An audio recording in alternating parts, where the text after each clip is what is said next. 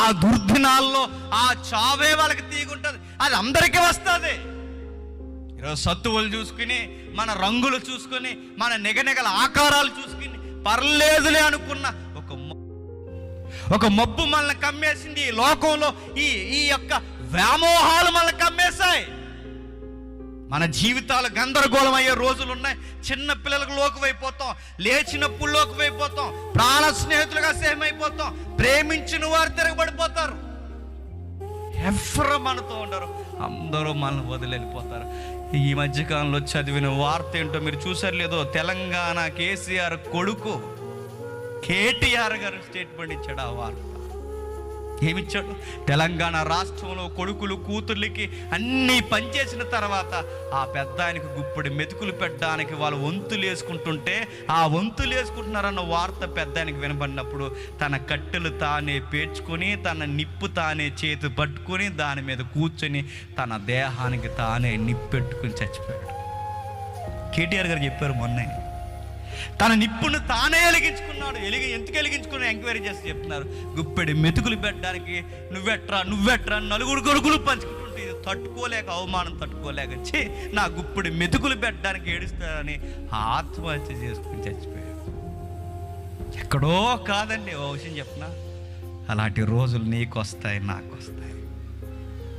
ఒక సగటు భారతీయుడు WHO ప్రకారం, వరల్డ్ హెల్త్ ఆర్గనైజేషన్ రికార్డ్స్ ప్రకారం ఒక సగటు భారతీయుడు ఎంతకాలం బతుకుతాడంటే 60 అంటే. మనం తిన్న తిల్లికి, మన బాడీ షేపులకి మనం బతికేది 60.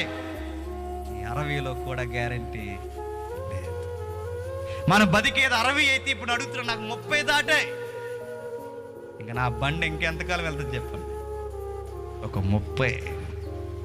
ఈ 30లో దేనికి పరిగెడతాను, ఈ 30లో ఏమి దాయాలనుకుంటున్నాను, ఈ 30లో ఏ పేరు ప్రఖ్యాతుల వరకు పరిగెట్టినా ఒక మబ్బును ముందెట్టుకుని పరిగెడుతున్నానని నేను మర్చిపోకూడదు.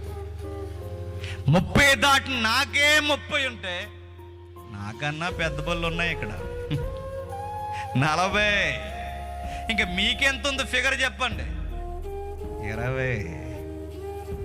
40 దాటి 50లో ఉన్న వాళ్ళు ఉన్నారు. మీ స్కేల్ ఎంత చెప్పండి? 10.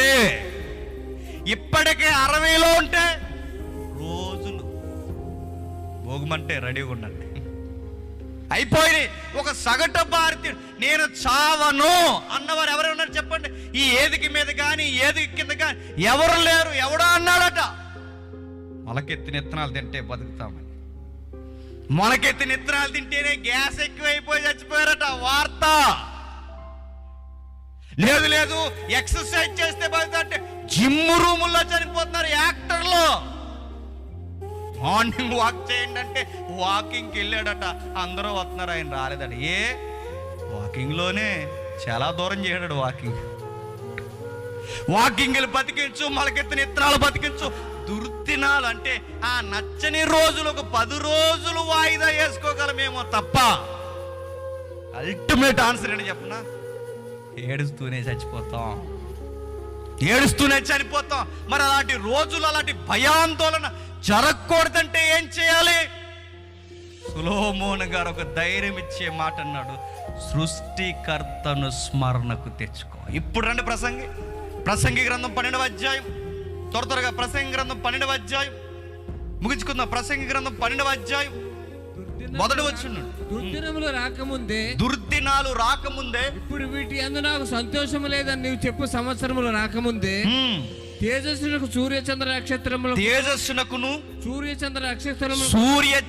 నక్షత్రాలకు చీకటి కమ్మక ముందే వాన వెలిసిన తరువాత మేఘములు మరల రాకముందే. మేఘములు ఇవన్నీ ఒక పోలికగా, ఒక రూపకలంకారంగా, ఒక పొయిటిక్ లాంగ్వేజ్ లో సొలొమోను గారు వ్యక్తీకరిస్తున్నాడు మనిషి శాస్త్రాన్ని.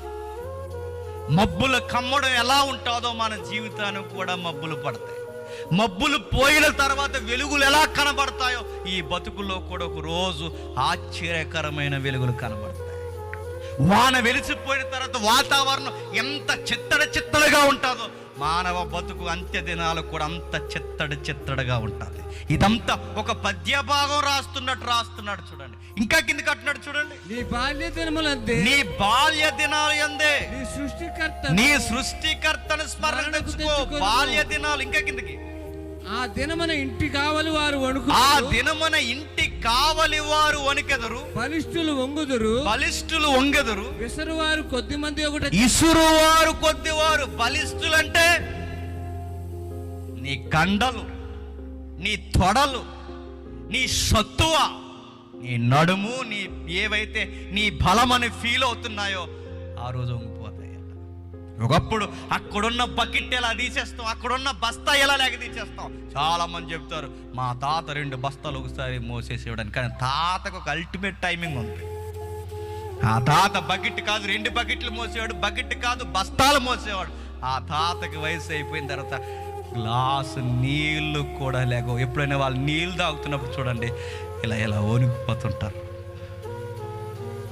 ఎవరికో వస్తాయి అనుకోకండి, నీకు నీకు నీకు నీకు బాలురమైన మనందరికీ ఆ దుర్దినాలు వస్తాయి, ఆ భయంకరమైన దినాలు వస్తాయి. అవి వస్తాయి అనడానికి మన ఇంట్లోనే ఉదాహరణగా వయసు అయిపోయిన వాళ్ళు ఉన్నారు చూడండి. కళ్ళిప్పు చూడండి, కళ్ళు పెద్దవి చేసి చూడండి అని చెప్తున్నాడు ప్రభు.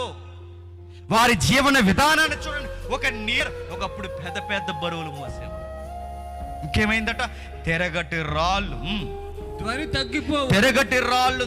తగ్గిపోయిందట. తెరగటి రాళ్ళు ఏంటో మరి. తెరగటి రాళ్ళు అంటే ఒకప్పుడు ఏదైనా పర్ర నవ్వులేస్తుంటాం, అయ్యే తిరగటి రాళ్ళు. పళ్ళు అలా నవ్వులేస్తుంటాం, ఎలా నవ్వులేస్తుంటాం, పచ్చి దుమ్ములు నవ్వులేస్తుంటాం. కొంతమంది తినే విధానం చూస్తుంటే అది మూలికి నాడు ఏం చేస్తాడని భయం వేస్తుంటారు. దానికి అన్ని ప్రయోగాలు ఇలా బుద్ధి ఎత్తాడు. అలా ఆడికి మొత్తం మీద దాన్ని అంతు చూసి వరకు వదలటం. విషయం ఏంటి చెప్పినా ఒక రోజు వస్తుందట, మూలుగు కాదు కదా, ఖాళీ అయిపోయి మొత్తం లాగడానికి కూడా చెప్పండి ఒప్పుకూడదు. తెరగట్రాలు ధ్వని తగ్గిపోతుంది. ఏమనుకుంటావు మాట అన్నా, ఎప్పటికే ఎవరికైనా 2 పొలు రాలిపోయి ఉంటే ఈ ప్రాంగణంలో కాస్తంత భక్తిలో ఏమైనా తేడా పాడుంటే సర్దేసుకోండి. ఇదే నేను చెప్పేది. ఇప్పటికే పళ్ళు లూజ్ అయితే జాగ్రత్త. నీ లైఫ్లో లూజ్ క్యారెక్టర్ ఏదన్నా ఉంటే నీ సృష్టికర్త ఎదుటి నువ్వు ఎలా ఉన్నా చెక్ చేసుకో. తెరగట్రాళ్ళు ధ్వని తగ్గిపోవును, వీధి తలుపులు మూయబడును.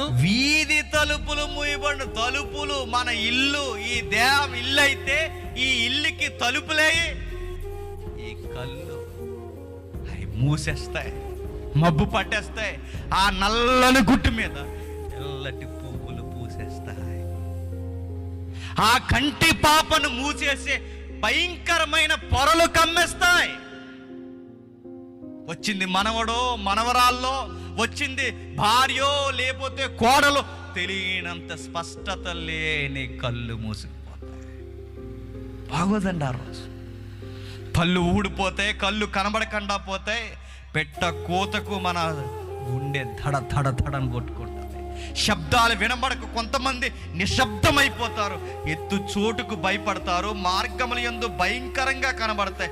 బాధ వృక్షపు పువ్వులు పొయ్యును, మిడత బరువుగా ఉంటుంది. మిడతలు బరువు అయిపోతాయి. బాధాకరమైన మాట చెప్పిన, ఒకరోజు పేతురుతో ప్రభు అంటాడు, నీకు వృద్ధాప్యం వచ్చిన తర్వాత పేతురు, నీకు మాట చెప్తాను గుర్తుపెట్టుకో, నీకిష్టము కాని చోటికి వేరొకడు నిన్ను మోసుకొని పోవును. నీ నడుపు వేరొకడు కట్టును, నీకు ఇష్టం కాని చోటుకు మరొకడు నిన్ను మోసుకుపోవును. ఆ దుర్దినాలు రాకమునుపే పేతురు ఈ గొర్రెలను మేపు.